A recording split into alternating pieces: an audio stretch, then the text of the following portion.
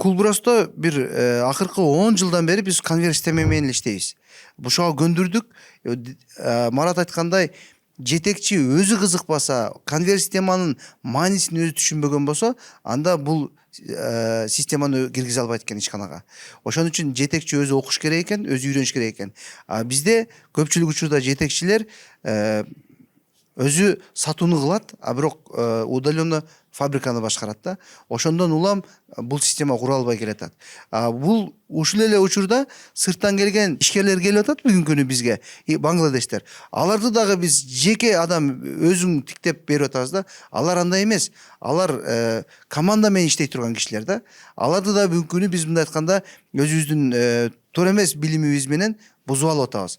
Биз ушул тикмеде бир жакшы бир проектибиз бар. Инострандык келген ишкерлерди кантип иштетиш боюнча биз сабагыбыз бар.